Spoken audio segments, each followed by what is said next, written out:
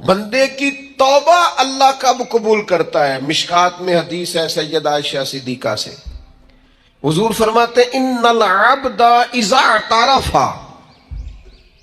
یہ لفظ ہے سرکار کے، اس پر غور کیجیے، فرمایا بے شک جب بندہ اعتراف جرم کرتا ہے رب کی بارگاہ میں بیٹھ کے، وہ مان جاتا ہے یا اللہ یہ مجھ سے بھول ہو گئی، میں نفس کے ہاتھوں مجبور ہو گیا، یہ مجھ سے غلطی ہو گئی، شیطان نے بس ان العبد اذا اعترف، بے شک جب وہ رب کی بارگاہ میں اعتراف جرم کرے، ثم تابا، پھر توبہ کرے، تو تاب اللہ علیہ، اللہ فوراً اس کی توبہ کو قبول فرما لیتا ہے۔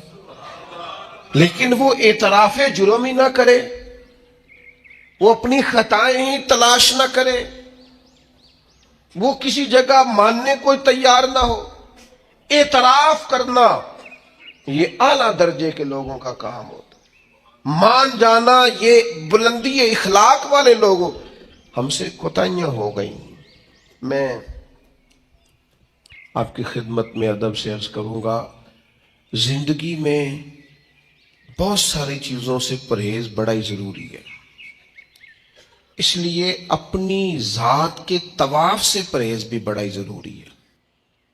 ربنا ظلمنا انفسنا، اے اللہ ہم نے اپنی جان پر زیادتی کی، اللہ کریم ہم بھول گئے، مالک تیرے بندے ہیں، تیرے حضور عاجزی پیش کرتے ہیں، ہم نے اپنی جان پر زیادتی کی ہے، وَإِن لَّمْ تَغْفِرْ لَنَا، اگر تو ہمیں نہ بخشے گا، وَتَرْحَمْنَا، اور اگر تو رحم نہیں کرے گا، لَنَكُونَنَّ مِنَ الْخَاسِرِينَ، تو ہم تو ضرور نقصان والوں میں ہو جائیں گے، ہمارا تو بڑا نقصان ہے۔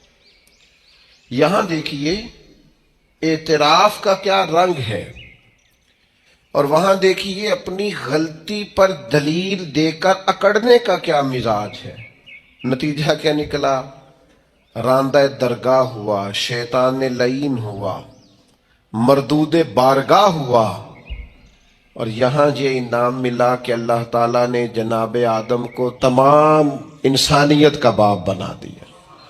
اس انسانیت میں نبی، رسول، ولی، غوث، قطب، ابدال سب شامل ہیں، انسانیت کا باپ بنا دیا۔ میں اور آپ جس معاشرے میں رہتے ہیں، اس معاشرے کی قباحتوں میں سے اور ہماری باطنی کمزوریوں میں سے اور ہماری اخلاقی کمزوریوں میں سے ایک بڑی کمزوری یہ ہے کہ ہم اپنی غلطیوں کا اعتراف نہیں کرتے۔ عادت سی بن گئی ہے دوسروں پہ ڈال کے اپنے آپ کو مطمئن کرنے کی، طبیعت سی بن گئی ہے یہ کہہ کر اپنی جان چھڑا لینے کی کہ یہ تو فلاں کی وجہ سے ہوا تھا۔ کسی کا بچہ بگڑ رہا ہے، خطائیں کر رہا ہے، اپنے صحیح رستے سے ہٹ رہا ہے، تو اس کے والدین کہتے ہیں اس کے دوست خراب کر رہے ہیں، اسے گن پوائنٹ پہ لے جاتے ہیں، کیا اس کو جبرن اٹھا کے لے جاتے ہیں کہ اس کو، کیا یہ اتنا ہی ناسمجھ ہے کہ کوئی اسے بگاڑ رہا ہے اور یہ بگڑتا ہی چلا جا رہا ہے؟ صحبت بد اثر کرتی ہے، اس کا انکار نہیں، لیکن سوال یہ ہے کہ یہ تو جان چھڑانے والی بات ہے، تو ہم نے اپنی جان چھڑائی۔ اپنی زندگی میں جو لوگ اپنی غلطیاں ماننا شروع کر دیتے ہیں، وہ ایک فائدہ اپنے ساتھ کرتے ہیں اور ایک اپنی آنے والی نسل کے ساتھ فائدہ کرتے ہیں۔ ان کو پتہ چلتا ہے کہ ہمارے بزرگ ہمیں یہ کہہ رہے ہیں، ہمارے والدین کہ بیٹا یہاں یہاں میں بھول گیا تھا، اور میری اس غلطی کی بنیاد پر مجھے یہ نتائج بھگتنا پڑے، اور بہت ساری چیزوں پر میں بہت سارے لوگوں سے پیچھے رہ، یہ خطا نہ کرنا زندگی میں۔ لیکن وہ ہمیں اپنی تعریفیں سنانے سے فرصت ملے تو اپنی غلطیوں کی طرف جائیں۔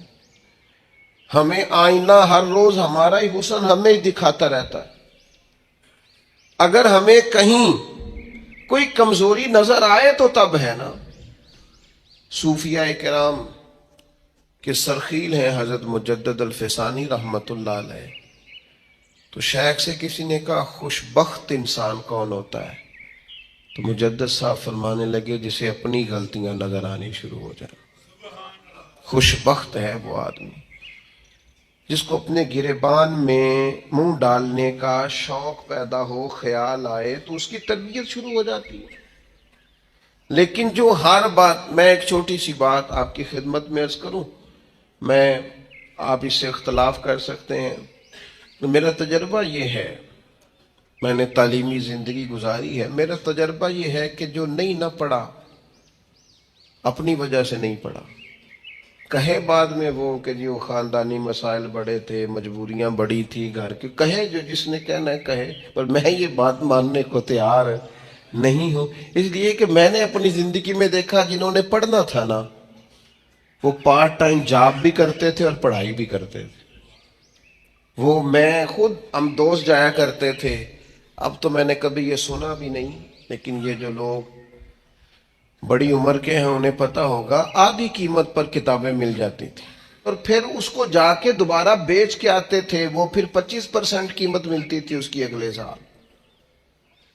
تو اس طرح سے سمٹے ہوئے خرچوں میں اور اس طرح اخراجات کی کفایت شاری میں لوگ پھٹیوں پر بیٹھ کے پڑھتے رہے، اور بہت ساری مائیں بستہ لے کے دینے کی پوزیشن میں نہیں ہوتی تھیں، تکیے کے غلاف میں پہنی ہوئی کتابیں، اور 3 دوستوں نے مل کے ایک چٹائی خریدنے کا پلان بنا لیا، اس پر بیٹھے ہوئے، اور پھر ایک دوات کے ساتھ 3 قلم اسی دوات میں ڈبو کر وہ اپنا اپنا کام کرنے والے، اور ایک دوسرے پر احسار بھی کیا جا رہا ہے، تو پین میں سیاہی بھرنے کا احسار کیا جا رہا ہے، کسی کو دی بھی جا رہی ہے تو کہا تھوڑی گاچی دے دو تاکہ میں بھی اپنی پھٹی کو صاف کر لوں۔ لیکن یہ پڑھتے پڑھتے لوگ، چھوٹی کتابوں پہ پڑھتے پڑھتے انہوں نے بڑے بڑے انقلاب برپا کر دیے۔ ہم یہ دیکھتے رہے کہ اپنی کمزوریوں کی وجہ سے لوگ پیچھے رہ گئے جو رہ گئے، ورنہ جن لوگوں نے تھوڑی سی بھی توجہ کی، اللہ تعالیٰ نے ان کی مدد فرمائی۔ زندگی میں جو جس مقام پر بھی کھڑا ہے، وہ بھی بیٹا ہے یا والد بن چکا ہے، وہ بھی شاگرد ہے یا استاد کے منصب پر فائز ہو چکا ہے، وہ ابھی طالب علم ہے یا عملی زندگی میں کسی شعبے کے ساتھ منسلک ہو چکا ہے، اگر وہ چاہتا ہے کہ اگلی زندگی میں کم از کم ناکام نہ ہو، تو پیچھے جو اس سے کوتاہیاں ہو گئی ہیں ان کا اعتراف کرنا شروع کرے۔ ضروری نہیں اس کے پوسٹر چھپائے اور لوگوں کو بتائے، وہ اپنے آپ سے تو گفتگو کرے، اپنے رب کے حضور تو حاضر ہو کے اپنی غلطیوں کو مانے، وہ تسلیم تو کرے کہاں کہاں اس سے خطائیں رہ گئی ہیں، کہاں کہاں اس سے غلطیاں رہ گئی، کہاں کہاں وہ بھول گیا، کہاں کہاں اس نے سمجھنے میں اور اپنا شعور بلند کرنے میں دیر کر دی۔ جب تک اعتراف جرم نہیں ہوگا اتنی دیر تک غلطیوں کی تربیت ہو سکتی۔ دیکھو کیا کہتے ہیں، ربنا ظلمنا انفسنا، اللہ ہم نے زیادتی کی ہے اپنی جانوں پر، وَإِن لَمْ تَغْفِرْ لَنَا، اگر تو نے معاف نہ کیا، وَتَرْحَمْنَا، اور ہم پر رحم نہ فرمایا، لَنَكُونَنَّ مِنَ الْخَاسِرِينَ، پیچھے سے جو ہونا تھا وہ ہو گیا، اور اگر آئندہ بھی کرم نوازی نہ ہوئی تو ہم تو نقصان والوں میں ہو جائیں گے، نقصان تو بڑھے گا، روز گھاٹے میں جائیں گے۔ ہم جب تک تسلیم نہیں کرتے، مان لو سیاستدانوں تم سے غلطیاں ہوئی ہیں، تمہیں موقع ملے تھے، تمہارے پاس وقت تھا، مانو کہ تم سے غلطیاں ہوئی ہیں۔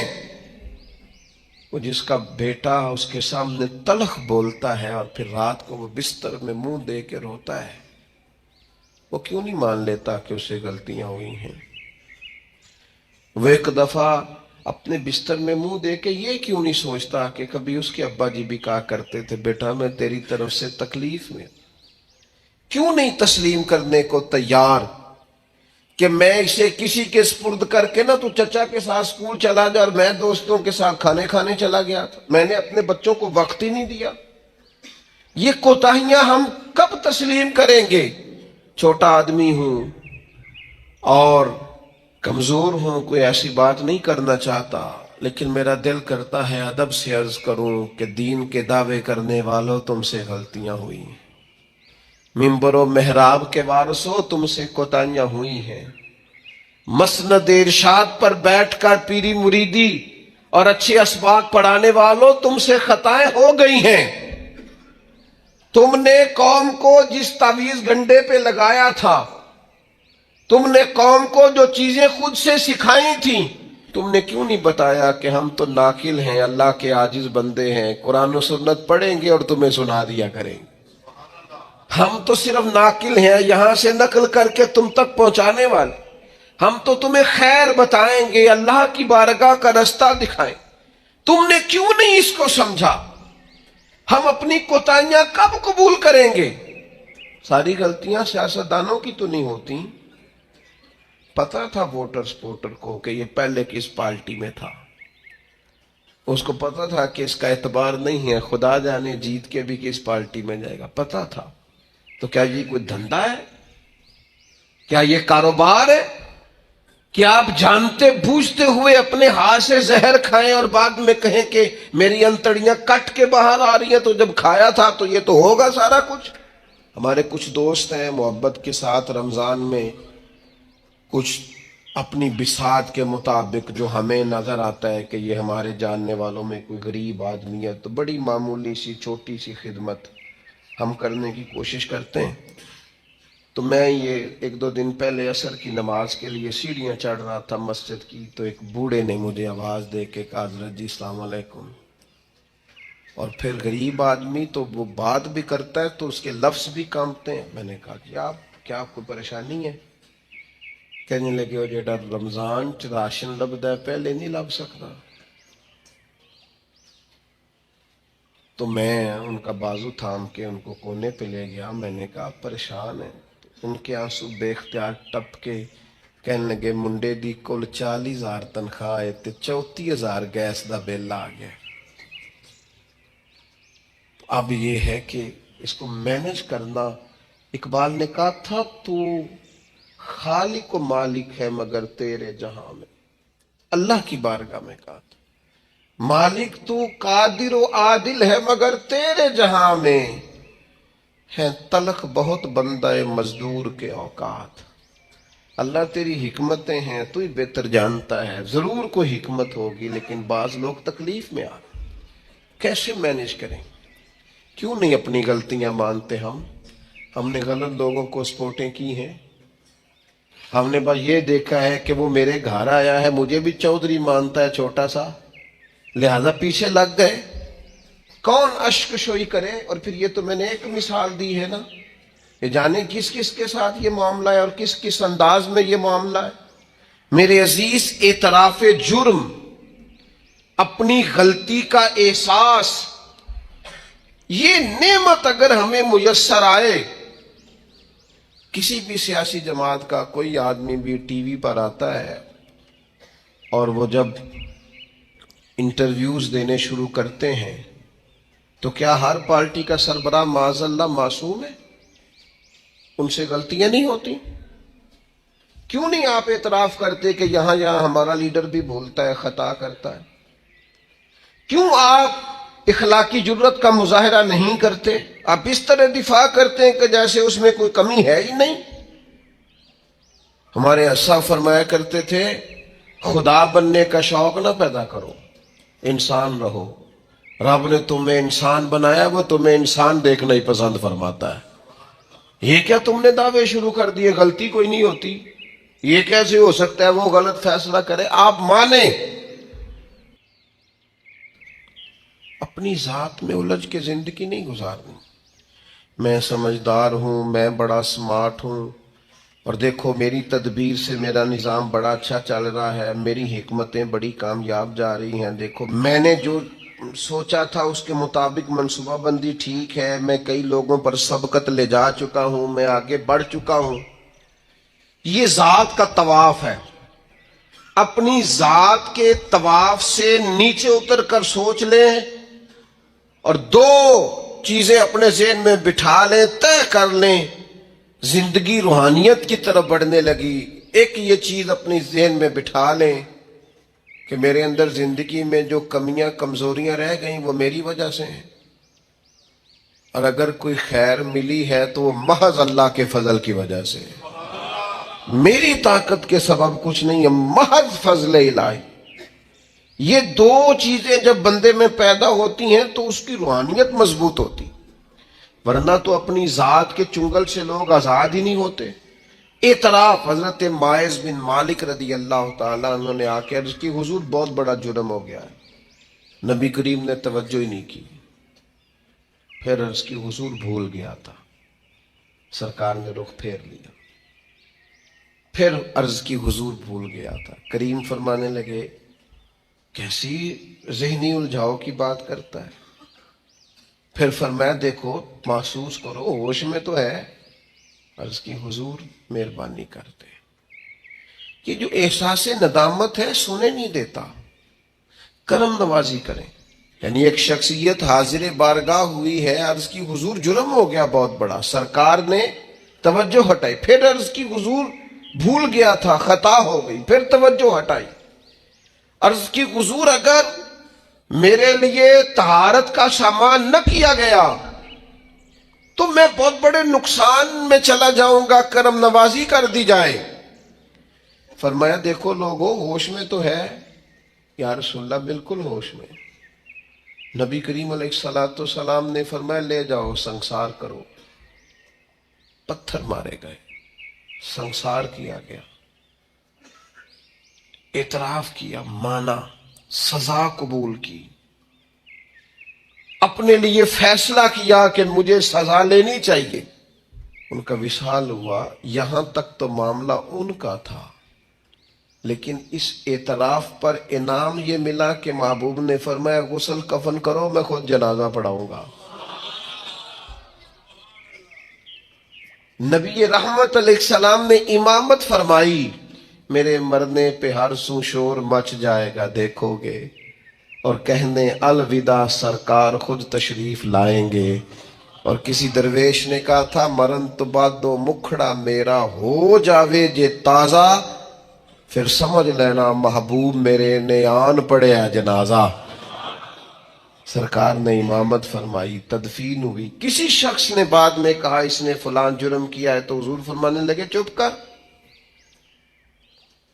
تجھے پتہ ہے وہ کہاں ہے اس وقت؟ یا رسول اللہ کہاں ہے؟ فرمایا جنت کی نہروں میں غوطے لگا رہے ہیں۔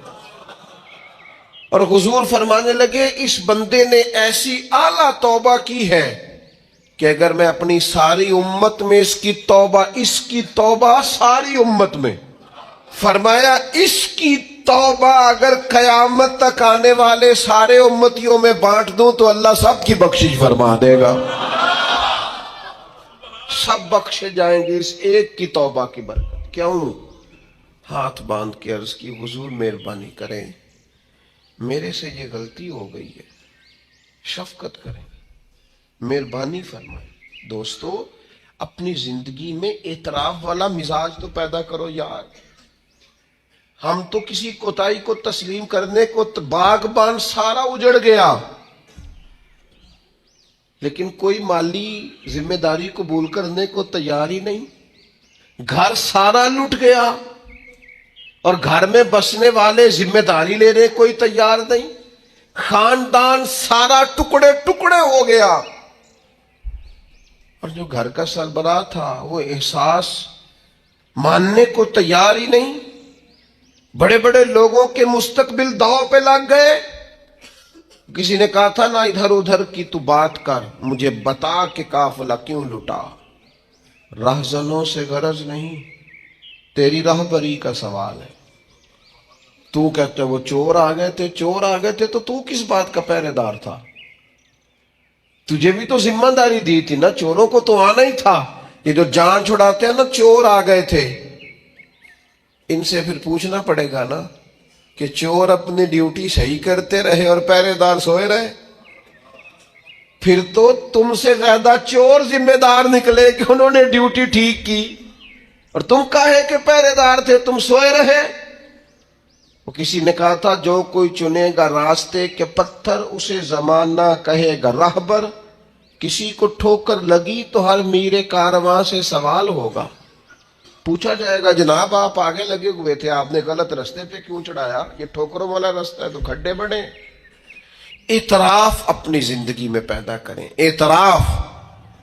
اپنی چیزوں میں اگر بہتری چاہتے ہیں، آنے والے وقت کو عمدہ کرنا چاہتے ہیں، ہم سمجھتے ہیں کہ چلو ماضی اور حال کے ساتھ جو ہوا سو ہوا، مستقبل ہی ٹھیک ہو جائے، اس کے لیے اپنے ماضی اور حال کی کمزوریوں کو تراشنا پڑے گا، غور کرنا پڑے، پھر یہ معاملہ آگے جائے گا۔ میرے بھائی، اپنی زندگی میں ہم سے جو کمیاں رہ گئی، پتہ ہے اللہ تعالیٰ نے توبہ کا دروازہ ہر وقت کھلا رکھا ہے، اور فرمایا لا تقنطوا من رحمت اللہ، تم نے مایوس نہیں ہونا، ان اللہ یغفر الذنوب جمیعا، اللہ تمہارے سارے گناہ ہی معاف کر دے۔ کرنے کا کام یہ ہے کہ چلو آج سے ہی صحیح، چلو ابھی سے صحیح۔ بہت ضعیف العمری میں، بڑھاپے میں آ کے بھی لوگوں نے خیر کا راستہ اختیار کیا تو اللہ کی رحمت نے آگے بڑھ کے استقبال کیا۔ چلیں کسی وقت بھی، کیا کہتے ہیں، صبح کو بھولا شام کو گھر آ جائے تو بھولا، چلو گھر تو پہنچ گیا ہے نا، اپنے گھر آ گیا، اب کہاں بھولا ہے؟ تو اپنی کوتاہیاں، اپنی غلطیاں، برے بندے نو لبن ٹریا جاگتے ملیا نہ کوئی، اپنے اندر چاہتی پائی تے میتھوں برا نہ کوئی۔ اپنی کمزوریاں تلاش کریں، ان کے لیے اپنے آپ کو کٹہرے میں کھڑا کریں، اپنے آپ سے سوال جواب کریں، اپنے ساتھ گفتگو کریں۔